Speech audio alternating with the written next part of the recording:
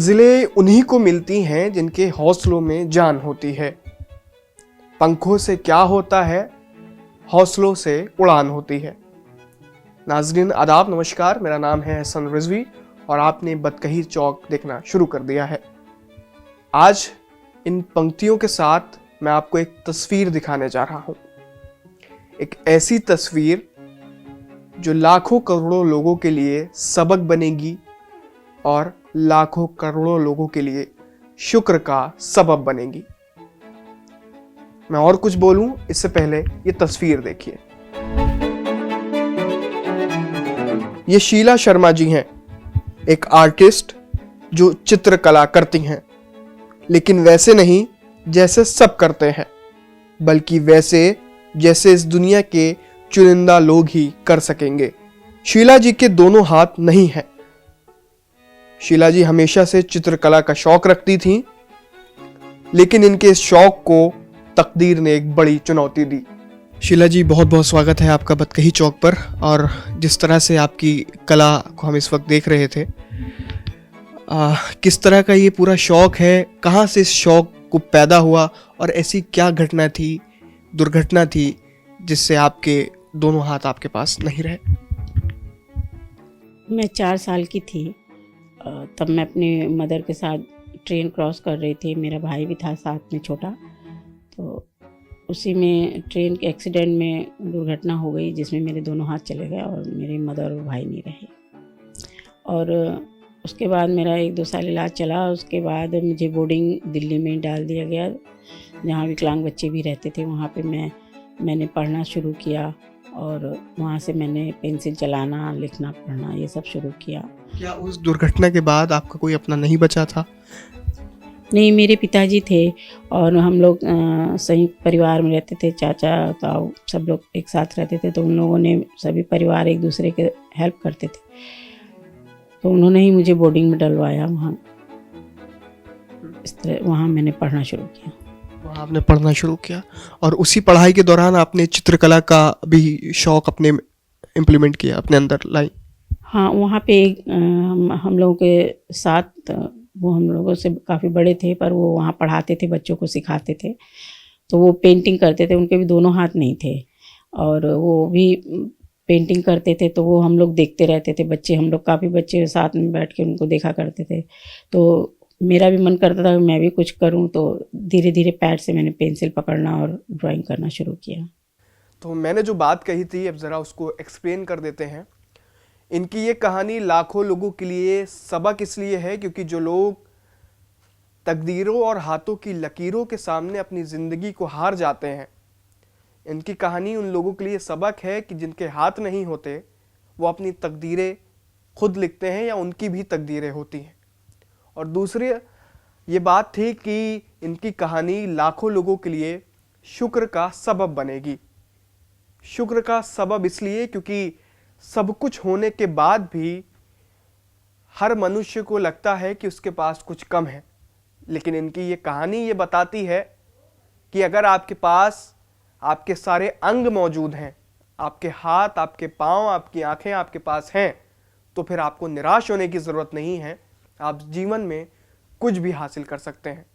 तो उस बोर्डिंग में शीला जी आपने कितने समय में कला आर्ट सीख ली? उस समय तो मैं छोटी थी, 6-7 साल की होंगी, तो उस समय तो कुछ ज़्यादा नहीं है, पर ये है फ्लावर या छोटा छोटा चिड़िया, ये सब छोटा मोटा काम वो बना लेती थी मैं, चिड़िया वगैरह। ये पूरी एक परफेक्शन आने में कि आप इस तरह इतनी बड़ी बड़ी पेंटिंग्स बनाती हैं, कितना समय लगा? तो उसके लिए तो बहुत समय लग गया, क्योंकि आर्ट की बारीकियों को जानने के लिए आर्ट्स कॉलेज में जाना भी ज़रूरी होता है, उसके बारे में जानना होता है सही से कि कैसे कलर लगाना चाहिए, कैसे उसको आगे मतलब देखने में ठीक लगे आपको। मतलब एक वो भी होता है कि आप अपने तरह से कलर को किस तरह लगाते हैं, तो ये सब चीज़ें वहाँ से आर्ट्स कॉलेज से सीखा मैंने। अच्छा, एक साफ जाहिर है, दिख रहा है कि हाथों के मुताबिक पैरों से कोई भी काम करना, कोई भी काम लेना बहुत मुश्किल होता है।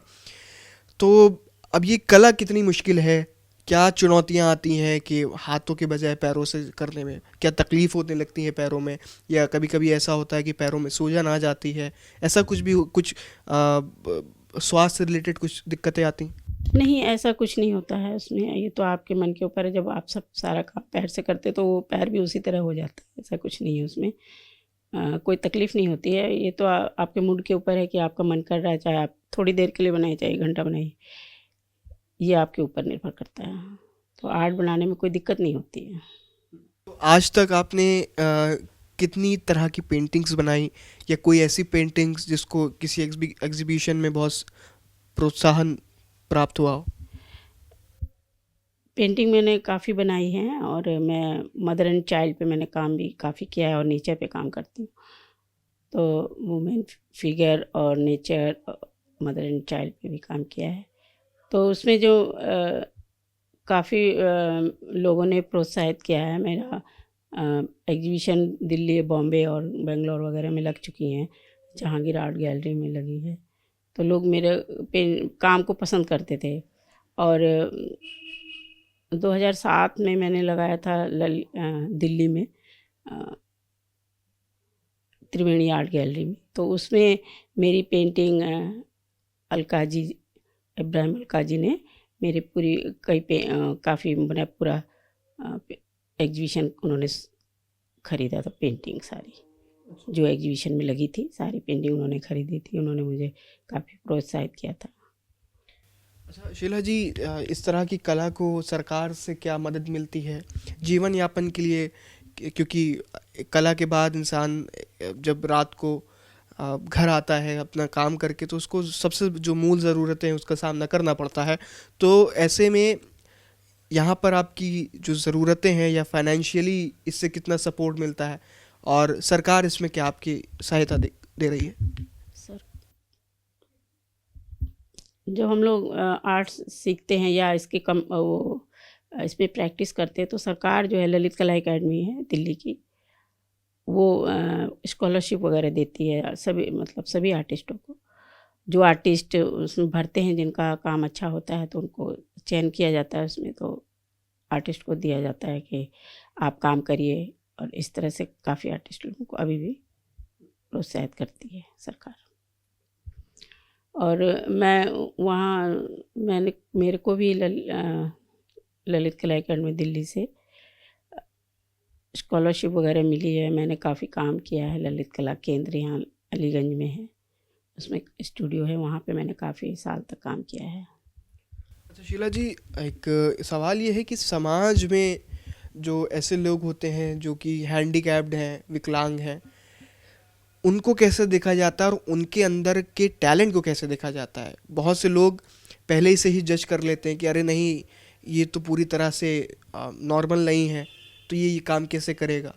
पहले भरोसा ही नहीं कर पाते हैं कि अगर आपके पास हाथ नहीं है, आंखें नहीं हैं, या आपके पास आपके शरीर का कोई अंग नहीं है, तो लोग आपको नेगलेक्ट करना शुरू कर देते हैं। कैसी भी चीज़ें सामने आई कभी?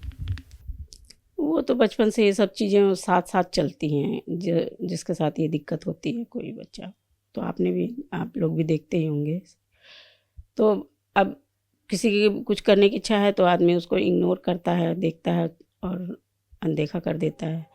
ये सब चीज़ें जब से ये हादसा होता है, जब से बच्चा समझदार होता है, तो धीरे धीरे ये सब चीज़ें साथ में ही चलती रहती हैं। पर फिर भी जिसको आगे कुछ करना है, तो वो आगे कुछ करता है। अब मेरी तो इच्छा होती थी कि मैं पेंटिंग ही करूं, और इसीलिए सारा समय मैं पेंटिंग में लगाती थी। जीवन में कोई ऐसा मोड़ भी आया कि बहुत ज़्यादा डिसअपॉइंट हो गई, या बहुत ज़्यादा निराश हो गई कि अब नहीं करना, अब नहीं हो पाएगा, हिम्मत टूट गई? वो भी समय आता है, क्योंकि जीवन इतना छोटा तो है नहीं कि हाँ अब क्या करें, अब आगे कुछ हो नहीं रहा है। तो पर एक चीज़ है कि आप किसी काम में लगे रहिए, तो ऊपर वाला भी साथ देता है आपका। तो मैं पेंटिंग वगैरह करती रही है, स्कॉलरशिप वगैरह मुझे मिलती है। और मैं माउथ एंड फुट आर्ट वो पेंटिंग करती हूँ, उनके बनाती हूँ उसमें। अच्छा, आपने अभी बताया था शीला जी, जो ऐसे बच्चे हैं उनको भी आर्ट की ट्रेनिंग दे रही हैं। इन्होंने अपना एक ट्रेनिंग इंस्टीट्यूट शुरू करने की शुरुआत की है, उसके बारे में ज़रा बताइए।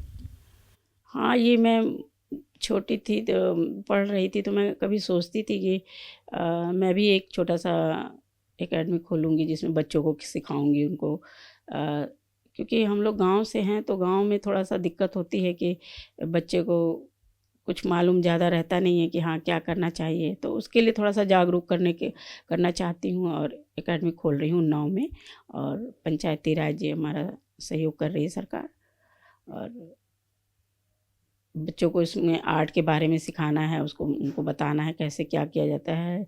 जिस तरह से हम लोगों को थोड़े से स्ट्रगल करना पड़ता है, तो वो थोड़ा सा अगर जानकारी हो जाएगी तो अच्छा रहता है, इसलिए उन्नाव में स्टूडियो खोलना। तो देखिए, एक छोटी सी कहानी थी शीला शर्मा जी की। ये छोटी सी कहानी, जैसे मैंने बताया था आपको, कि लाखों लोगों के लिए शुक्र का सबब और लाखों लोगों के लिए सबक बनेगी। और इनकी एक कहानी पे शुरुआत में भी एक पंक्ति मैंने कही थी, और आपसे विदाई लेते हुए भी एक पंक्ति इस वक्त मुझे याद आ रही है, क्योंकि ये जो पंक्ति मैं कहने जा रहा हूँ ये आजकल रील्स पर बड़ी वायरल है।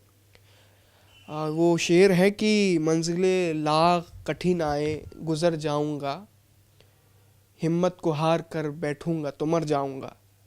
तो ये पंक्तियाँ भी शीला शर्मा की कहानी पर, उनके ढांचे में फिट बैठती हैं। लखनऊ से कैमरा पर्सन अभिजीत के साथ बतकही चौक के लिए एहसन रिजवी।